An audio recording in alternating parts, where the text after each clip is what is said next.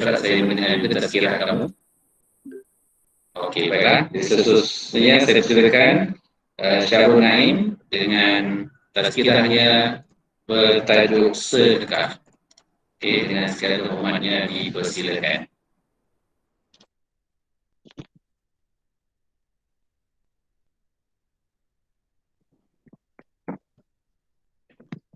Okay, Bismillahirrahmanirrahim. Assalamualaikum warahmatullahi taala wabarakatuh. Alhamdulillah, hari ini saya akan membentangkan tazkirah ringkas berkaitan dengan sedekah yang menggunakan kaedah salat. Okay, baiklah. Pertama sekali, seperti kita tahu bahawa sedekah ni adalah amalan yang sangat mulia di sisi Islam. Maka Allah juga sudah menjanjikan di mana bagi setiap sedekah yang kita hulurkan ini, Allah akan memberikan ganjaran yang tidak terhingga bagi setiap sedekah yang kita dihulurkan. Selain itu juga dosa turut akan terhapus bagi setiap keikhlasan seseorang itu dalam sedekah. Jadi seperti mana kita tahu, sedekah juga dapat menghapus dosa sebagaimana air yang memadamkan api. Di mana inilah hadis daripada riwayat Imam Tirmizi. Seterusnya, sedekah juga dapat memberikan keberkatan kepada harta kita, di mana ia membuatkan harta yang sedikit seolah-olah dirasakan banyak dan mencukupi. Di mana ada Nabi SAW juga pernah bersabda, di mana harta tidak akan kurang dengan sedekah. Itu saya ambil hadis daripada riwayat Imam Muslim. Tanpa keberkatan, harta yang banyak juga akan dirasakan seakan-akan sempit serta tidak mencukupi, meskipun memiliki harta yang banyak dan melimpah ruah. Ini menunjukkan bahawa kalau kita kaya banyak mana pun, harta banyak mana pun, tapi sekiranya kita tidak bersedekah, maka tiada keberkatan pada harta kita itu. Maka setiap harta yang kita miliki itu kita akan rasakan seolah-olah tidak mencukupi, walaupun pada hakikatnya secara zahirnya adalah banyak. Jadi dalam isu bersedekah ini, kita sebagai umat Islam perlulah meringankan tangan untuk bersedekah semampu yang mungkin. Contohnya menyediakan juadah berbuka puasa kepada jiran ataupun saudara seagama kita dan sebagainya. Ini kerana sedekah dapat meringankan beban yang dialami masyarakat di setiap kawasan, sama ada mereka merupakan saudara terdekat maupun tidak. Maknanya bersedekah ini kita perlulah bersedekah bukannya mengira mengira warna kulit ataupun mengira bertalian darah, tapi soalan patutnya sedekah ni kita bebas, kita bagi jika sesiapa. Sebab apa?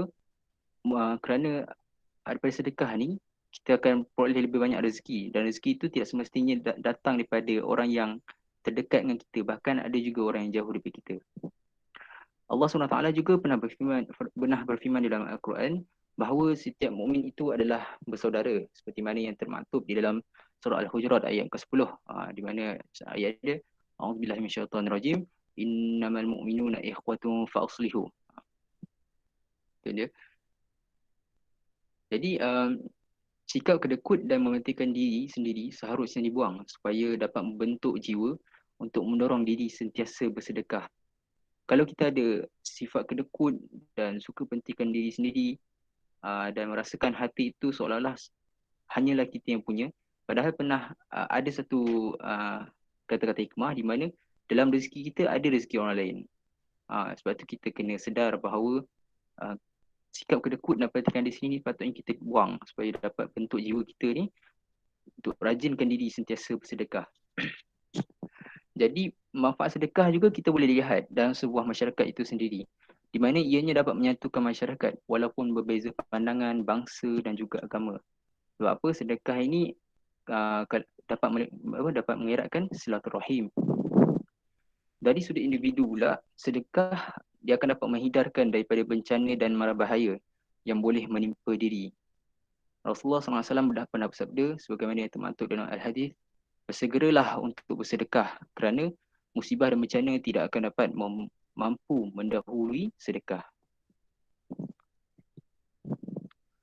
Selain itu, umat Islam digalakkan untuk bersedekah kepada mereka yang memerlukan tanpa mengira bangsa, agama maupun warna kulit, seperti yang saya katakan tadi. Jadi dalam konteks bersedekah ini, semua pihak perlu mainkan peranan. Tapi yang paling utama adalah golongan ibu bapa. Ibu bapa seharusnya mendidik anak-anak sejak kecil lagi tentang amalan bersedekah ni. Sebab amalan-amalan yang baik ini sekiranya kita terapkan sejak kecil lagi anak-anak ini, sebab mereka mudah dipengaruhi sejak kecil lagi, maka bila kita didik, kita terapkan, maka amalan itu akan sentiasa berterusan sehingga mereka besar.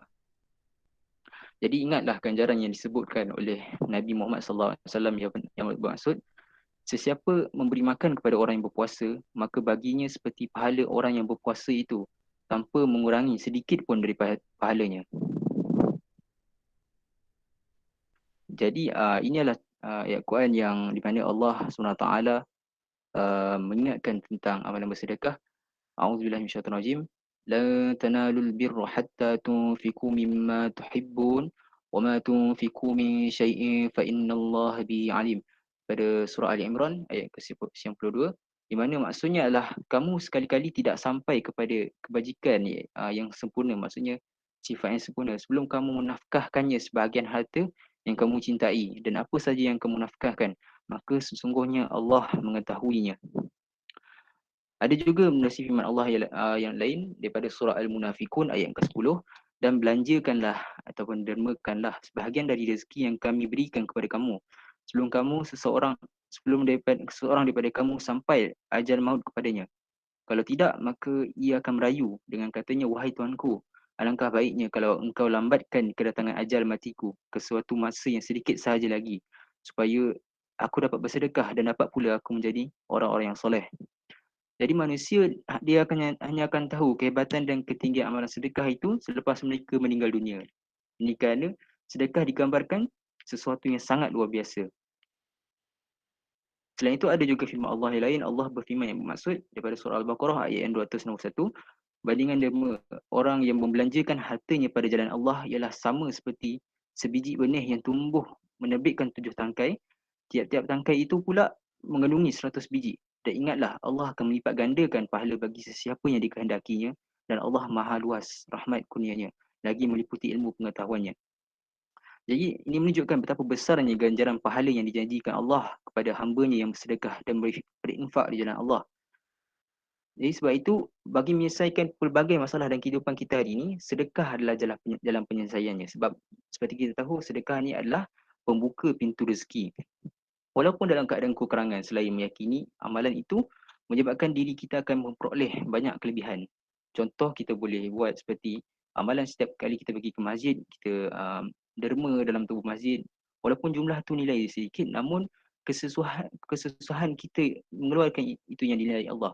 Sebagai contoh, seorang yang kaya memiliki aset bernilai berjuta-juta, tapi bersedekah hanya RM5, yang di mana tidak sampai 1% pun daripada asetnya, berbanding dengan orang yang tidak berkemampuan bersedekah lebih daripada nilai yang sepatutnya dia boleh simpan, tetapi didermakan, maka Allah menilai kesusahan bagi setiap yang dikeluarkan itu.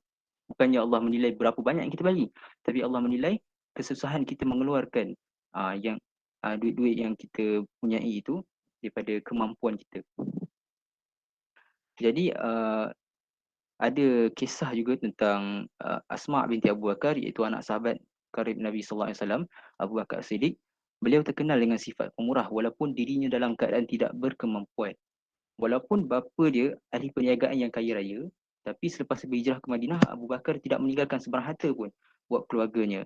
Begitu juga dengan suami Asma', Zubair bin Awam, iaitu Zubair bin Awam. Beliau seorang yang sangat dihormati dan berjaya juga dalam perniagaan. Tapi seluruh harta yang dimiliki itu beliau infakkan di jalan Allah. Ini menunjukkan kemurahan hati dan sifat dermawan itu akhirnya teluk mengalir dan sebati dalam diri Asma'. Jadi itulah antara kisah yang berkaitan dengan sedekah. Saya rasa itu saja mencukupi daripada saya. Apa yang baik itu datang daripada Allah, dan apa sebarang salah silap itu adalah daripada saya sendiri. Assalamualaikum warahmatullahi taala wabarakatuh. Waalaikumsalam warahmatullahi wabarakatuh. Jadi majlis sepakat berucapkan terima kasih kepada Syahrul Naim bin Abdul Mukti dengan tazkirah yang disampaikan berkaitan dengan tadabur sedekah tadi.